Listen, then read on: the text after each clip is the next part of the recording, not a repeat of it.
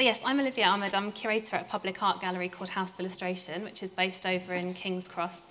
As part of my job there, I commission new work for public display and host artists doing residencies, but the main part of my job is to research and develop exhibitions about historic illustration or contemporary illustration that exists already. So this evening I'm going to tell you about Jo Brocklehurst, this woman here. Jo was born in 1935 and she sadly died in 2006, so 10 years ago now. She was an incredibly prolific and unique artist, but she isn't as well known as she should be. And it's amazing how often and easily great artists slip into obscurity, especially those who, working pre-internet, pre-It's Nice That, who are making this great archive for the future. So my favourite bit of my work is when I get to research lesser-known artists like Jo and introduce them to people. And in particular, I'm interested in the work of women whose work is underrepresented in books and exhibitions and so on. For those who do know about Jo's work, they probably know her for drawings like these. Throughout her life, Jo drew portraits of real people from life, people who are directly in front of her. And in the early 1980s, she did a series of works on London punks that looked something like this. Punk is something that people either remember, it wasn't that long ago, or know through photographs and film. But Jo, I think, is the only artist to document the scene in drawing like this, and this aspect of her work is what's best remembered. So I first came across those images in an article in Vice magazine in about 2015, and I wanted to find out more, but I couldn't find any information online or any books about Jo. So I contacted one of the people who was interviewed for the article, Isabel Bricknell. Isabel was a great friend of Jo's, but also a collaborator and actually her model, so you'll see some drawings of her in a bit. So Isabel and I met late last year, and together we co-curated this exhibition, Jo Brocklehurst, Nobodies and Somebodies. It shows some of Jo's iconic punks that I mentioned, which you can see on the left there, but it also looks much more broadly at her work, of which the punks are just one part. So Jo was interested in loads of different alternative lifestyles throughout her life, and she's been dubbed sort of the chronicler of club culture. So Isabel knew Jo for many years, and her knowledge and memories about her are the centre point of this exhibition. But we've also done quite a lot of detective work over the last few months.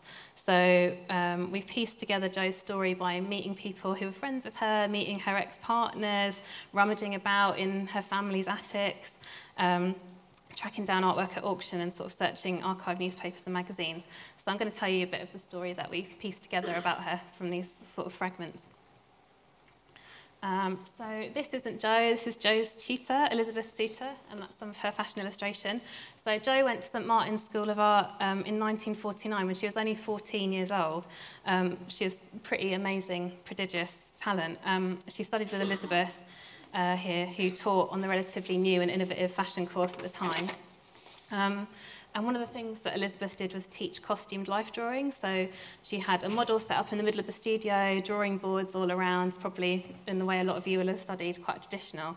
But she didn't use conventional models. She knew loads of actors and dancers and other interesting performers that she'd get to pose for the students. So that's something that sort of captured Jo's imagination and resonated with her throughout her life. There she is. So when I went to meet people to talk to them about Jo, all they ever said was, God, she was so beautiful. And it's like, yeah, let's talk about her work. But I found this photo about a week before the exhibition opened. It was taken by a friend of hers, Andrew Whittock, and the stories were true. It was quite unusual that she let herself be photographed like this. This is quite early in her career, but when she sort of moved on with her life, she always wore a blonde wig, sunglasses, sometimes 3 pairs of sunglasses to cover her eyes and her head. So she was doing stuff like this when she was starting out with illustration in the 60s and 70s, stuff for sort of pattern books and pattern cutting books. Stuff like this is for a magazine called The Boyfriend, which is about what clothes you can borrow from your boyfriend and what clothes you can't. Yeah, it's quite strict. But at the same time, she kept going back to Elizabeth Souter's life drawing classes. So it's hard to imagine now, but there's an open door policy in the life drawing class at Central St Martin's, so students were mixing up with previous students. It was just like a really open, creative, open door environment, and Jo kept drawing people like this. So this is sort of the later 1970s. And Elizabeth Souter kept using these unconventional models, including people who were performing and, you know, doing their thing in nightclubs, like the Blitz Club, which became really famous for sort of being the hub of the New Romantic movement in the 1980s. But before that, there was Biddy and Eve. This is a drawing that Jo did of Eve. So Jo would basically take a shopping trolley, fill it up with pastels, rolls of wallpaper, like lining paper, and go and sit in a dark corner and draw. It's kind of amazing, also with sunglasses on, so no one knows how she saw what she was doing. I think she just had like an instinct for it. But she did pictures like this. This is Eve, who was just in the photograph. This is Biddy, who performed with Eve, and Don the Cowboy, just because I like him. They're done about the same time. So these are from like 1980. And at that point, Jo said, I'm not doing any more commercial illustration. I'm just going to... She was just like really compelled to draw these unusual characters. And also in 1980, this photograph was taken. That's someone called Val Drayton in the middle. Jo lived on Westbere Road in West Hampstead for most of her life in this purpose-built artist studio. And in 1980, the Kill Your Pet Puppy Collective moved down the street from her, who are these group of anarcho-punk squatters. And Jo wasn't a punk herself, she was of a totally different generation, but she saw these people passing by her window every day and started inviting them in to pose for her and did these amazing, really large-scale A1 pastel drawings. So that's Val again, her friend Louise. This is Tony Drayton in his No Future pants. So these are done in studio sessions. She'd invite them in. They'd pose for her in quite a formal, maybe sort of old-fashioned way, and then she'd make them afternoon tea to pay them.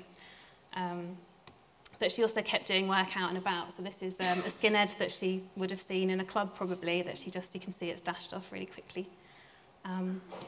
Running out of time, so I'm going to run through a bit quickly. Here's some more club folks. This is, so the punks quite often congregated in the gay and lesbian clubs in London in sort of the early 80s because they were welcome there, basically. And so Jo would go with them too, and she got really interested in the drag scene and also people who were playing with gender in their dress, like these guys here. But she wasn't only interested in club life. She sort of saw people who went to nightclubs and dressed up as performers, sort of alternative performers. But she also got really interested in the theatre in Germany. So this is some of her work from that time. So you can see her there. She's drawing in quite an old-fashioned way with a big board, with her blonde wig on. So this is, these are some pictures from 1999. So she stopped doing illustration in 1980, and she just picked it up, sort of commercial briefed illustration, just once again in her life in 99, where she worked for the German newspaper Berliner Zeitung.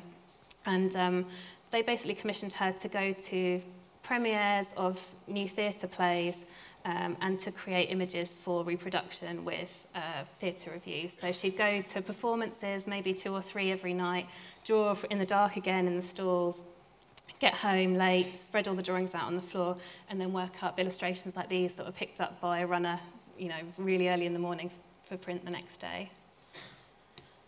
That's an example of that. And some more dancers there. But when she got interested in theatre, she didn't give up being interested in club life either. So these are from the 1980s in New York. And sort of in the late 1980s, she also got interested in UV paint and new chemical compositions for paints and inks.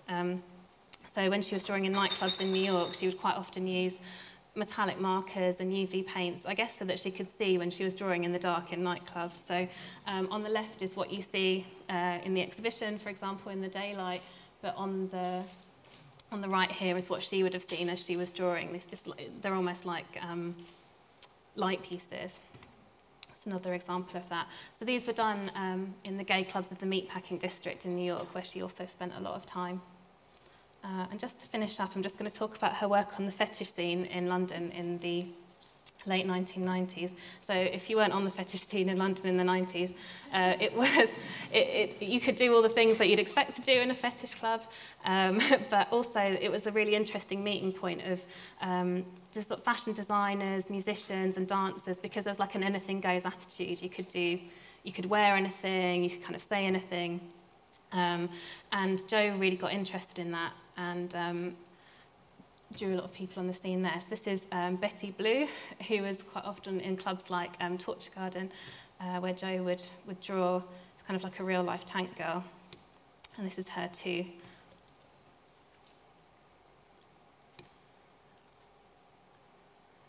Some more examples of that. So this is Isabel, who I co-curated the show with in the 90s, wearing some steel body armour that she made. So Isabel herself is a fashion designer, and as in a sort of tongue-in-cheek way, when she started going to these fetish clubs with her friends, she'd like made this protective armour with big spikes. And Jo became really interested in that and did a whole series of work about it. So, and it kind of looked like this. So quite different to her earlier work. So she quite often drew women like this on the fetish scene. She said that they were her rubber angels. I really want to be part of that gang, but I don't know if I could wear that. So just lastly, fetish and fetish fashion kept influencing Jo throughout her, sort of right towards the end of her life. And her very last series of works was called Brocklehurst Through the Looking Glass, in which she would invite the most creative people that she saw out and about in fetish clubs back to her studio, and she sort of cast them as the different characters from Alice in Wonderland, so these sort of fierce Alices, these sort of Victorian fetish mashup red queens, and she did hundreds and hundreds of these paintings. They're sort of about this size, and had them floor to ceiling in her studio. And so a small group of lucky people got invited to go there to have like a Mad Hatter's tea party. And then when the light sort of fell in the afternoon and it was dusk, she would like switch the lights on and they were all in UV. So it was kind of like she made her own little club scene. And this is the centre point of it. So it's her final work, and it's her as a little girl, which I think is a really fitting and sad, poignant end. Thank you.